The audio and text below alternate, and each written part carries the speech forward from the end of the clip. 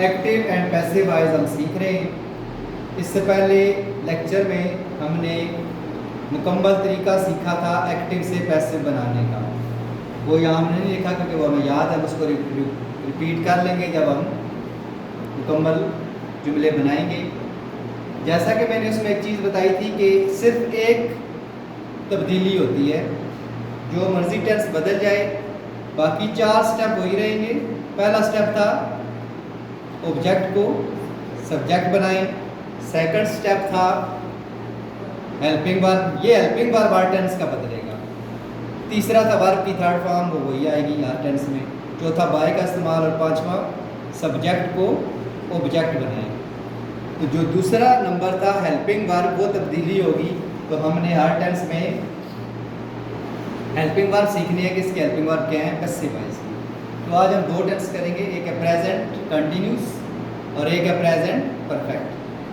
Present perfect continuous के active से passive नहीं बनते, तो इस तरह एक हमने सीख लिया और 2 आज सीखेंगे तो प्रेजेंट मुकम्मल हो जाएगा इंशाअल्लाह। प्रेजेंट कंटिन्यूस की हेल्पिंग वर्ब है जी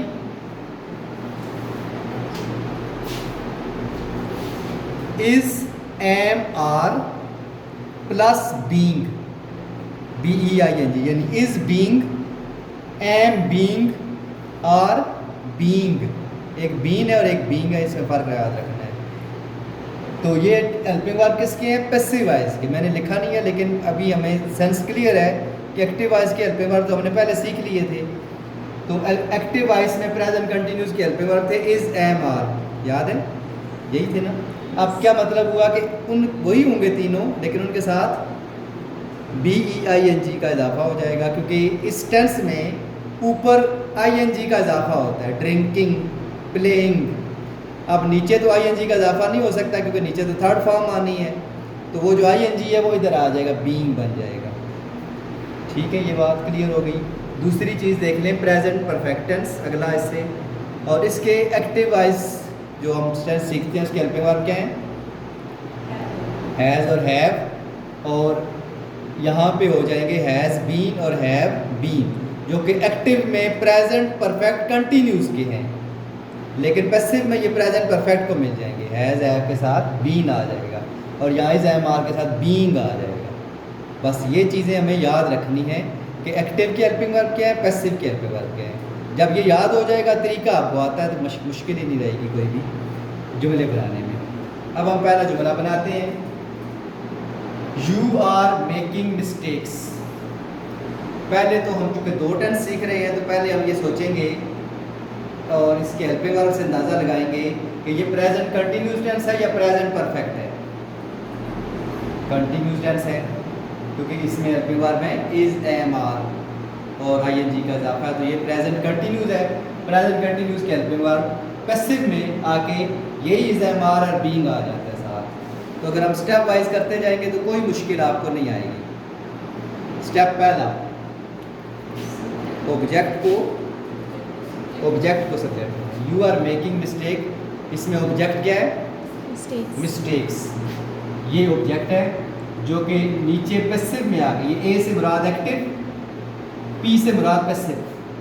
एक्टिव में मिस्टेक ऑब्जेक्ट था, पैसिव में आके ये सब्जेक्ट हो जाएगा, मिस्टेक्स पहले आ जाएगा, मिस्टेक्स। अब आप अगला काम करेंगे, हेल्पिंग वर्ब लगाएंगे। हेल्पिंग वर्ब है is, am, are plus being. तो अब ये नहीं कि यहाँ आर लगा है तो नीचे भी आर होगा, ऐसा नहीं होगा। आर था यू के साथ, यहाँ है मिस्टेक्स, हो सकता है आर ही आए, हो सकता है एस आए, हो सकता है एम आए। तो क्या आएगा, मिस्टेक्स के साथ आर ही आएगा, आर आएगा और साथ क्या आ जाएगा, बीइंग, BEING। ये हेल्पिंग वर्ब थे आर और बीइंग, मिस्टेक्स आर बीइंग। तीसरा काम है वर्ब की थर्ड फॉर्म, और इसमें वर्ब था मेकिंग। असल वर्ब है मेक, मेक की थर्ड फॉर्म आ जाएगी मेड, मेड, MADE, तो ING जो था वो ख़त्म हो गया, वो इधर चला गया था। मेक से थर्ड फॉर्म मेड बन गई। तो चौथा काम है बाय का इस्तेमाल, जो आना ही आना है, और आखिरी है यू उधर जाके सब्जेक्ट, इधर सब्जेक्ट था, उधर जाके ये ऑब्जेक्ट हो जाएगा, तो वहाँ पे यू जाके यू ही रहता है। ये हमने सीखा था कि आई मी में चेंज होता है वही अस में, लेकिन यू जो है वो यू ही रहता है। तो बन गया mistakes are being made by you. तो वो जो ऑब्जेक्ट था सब्जेक्ट बन गया, जो सब्जेक्ट था ऑब्जेक्ट बन गया, हेल्पिंग वर्ब आ गई सेकंड नंबर पे, थर्ड पे फॉर्म आ गई, और चौथे नंबर पे बाय का इस्तेमाल। इस तरह प्रोसेस हमने पूरा किया, जुमला मुकम्मल हो गया। अगला जुमला है they have not done there duty. कौन सा टेंस है ये? प्रेजेंट कंटिन्यूस या परफेक्ट? परफेक्ट। ये परफेक्ट है, हैव लगा हुआ है, पहचान हो गई। इंग्लिश में पहचान क्या होती है? हेल्पिंग वर्ब से। उर्दू में था है, रहा है, ये पहचान होती है। इंग्लिश में टेंस की पहचान है उसका हेल्पिंग वर्ब, क्योंकि फॉर्म नहीं है। आईएनजी तो बहुत से टेंसेस में आता है, लेकिन इज एम आर सिर्फ प्रेजेंट कंटिन्यूस में आते हैं। इस तरह वर्ब की थर्ड फॉर्म तो काफ़ी टेंसेस में आती है, 3 टेंसेस में, लेकिन हैज़ और हैव सिर्फ प्रेजेंट परफेक्ट में आते हैं। तो ये जो हेल्पिंग वर्ब है ये उस टेंस की पहचान होती है। इससे हमने पहचान लिया present perfect. They have not done there duty. अब इसमें ऑब्जेक्ट को सब्जेक्ट बनाएं, तो ऑब्जेक्ट क्या है? ड्यूटी सिर्फ देयर देयर ड्यूटी। तो इसका ख्याल रखें क्योंकि आपने कोई चीज़ मिस नहीं करनी। ये पूरा ऑब्जेक्ट है, देयर ड्यूटी। देयर ड्यूटी ठीक हो गया। हेल्पिंग वर्ब हैज़ बीन या हैव बीन। देयर ड्यूटी के साथ हैज़ या हैव। सिंगल है, ये सिंगुलर हैज़ आता है ना सिंगुलर के साथ। यार हमने ड्यूटी को देखा, हमने देयर को नहीं देखा। हमने इनको नहीं देखना कि ज़्यादा बनती है, हमने देखना उनकी ड्यूटी। ड्यूटी तो एक ही है, एक जो है वो उसके साथ हैज़ आता है। देयर ड्यूटी हैज़ बीन, लेकिन इधर क्या है? नॉट है ना, तो वो आपको जो टेंसेस में फ़र्क बताया था कि हैज़ नॉट बीन, इस तरह लगाना है, नॉट दरमियान में आएगा। Their duty has not been, ठीक हो गया। उसके बाद थर्ड फॉर्म, इसमें ये आसानी होती है क्योंकि परफेक्ट में पहले से कौन सी फॉर्म लगी हुई है? थर्ड। तो आपको थर्ड बनानी नहीं पड़ेगी, जो इधर है वो इधर आ जाएगी, ये आसान हो जाता है। टेंसेस में ये सबसे मुश्किल है क्योंकि आपको थर्ड फॉर्म सोचनी पड़ती है। पैसिव में ये आसान है क्योंकि इधर भी थर्ड लगानी है और इधर है ही थर्ड, तो वही डन आ जाएगा। Their duty has not been done, चौथा काम बाय, और आखिरी दे इधर जाके देम हो जाएगा। दे सब्जेक्ट है, ऑब्जेक्ट में जाके ये देम हो जाएगा। इस तरह ये जुमला मुकम्मल हो गया। अब एक क्वेश्चन मार्क का सवाल ये जुमला है, देख लेते हैं कौन सा है। Is my father speaking the truth? Continuous है, सिंपल। इज की वजह से हमने पहचान लिया, ठीक है। आईएनजी भी है, लेकिन असल पहचान क्या है? इज। सिर्फ इज जो है ये 12 में से सिर्फ इसी टेंस में आता है। कौन से? Present continuous. आईएनजी 6 टेंसेस में आता है, लेकिन इज सिर्फ इसमें आता है। इज असल पहचान है। आईएनजी भी बेशक आप रख लें, लेकिन असल पहचान इज है। तो ये कंटिन्यूस है। जब ये क्वेश्चन मार्क का सवालिया जुमला है तो पैसिव भी इसका सवालिया होगा, यानी वो इसका ऑब्जेक्ट क्या है? यही है ना, द ट्रुथ। ये आएगा पहले, लेकिन उससे पहले इसका हेल्पिंग वर्ब आएगा, इज एम आर, फिर ये आएगा, फिर बीइंग आएगा। द ट्रुथ के साथ इज ही होना चाहिए। Is question mark, the truth, object से सब्जेक्ट बना, और इज इसके सिर्फ इज तो नहीं है ना, पैसिव में हेल्पिंग वर्ब सिर्फ इज तो नहीं है, इज बीइंग है। इज बीइंग इसलिए छोड़ा था कि कोई सवालिया फिक्रा था। इज फिर सब्जेक्ट बना जो, और फिर being. Is the truth being. यहाँ पे है स्पीकिंग, और ये हमारा वर्ब है speak. Speak, spoke, spoken. Spoken. Is the truth being spoken, चौथा काम बाय, और आखिरी काम माय फादर। ये उधर जाके क्या हो जाएगा? माय फादर, क्योंकि ये एक्स्ट्रा है और ये चेंज नहीं होती, माय फादर।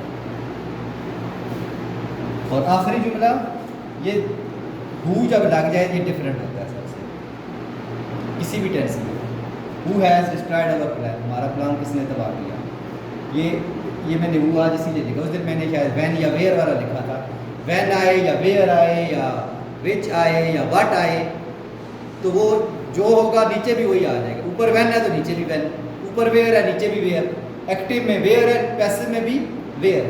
एक्टिव में वैन है, पैसिव में भी वैन। एक्टिव में व्हाट है, पैसिव में भी व्हाट। लेकिन हु का ऐसा नहीं है, हु में ऐसा नहीं है। हु ज़रा मुख्तलिफ है। जैसा कि मैंने टेंसेज में बताया था, दो टेंसेज ऐसे थे, एक प्रेजेंट इंडेफिनिट, पास्ट इंडेफिनिट, जिसमें हु अगर आ जाए तो वो हेल्पिंग वर्ब नहीं लगता, वरना सवालिया फिक्रे में हेल्पिंग वर्ब लगता है।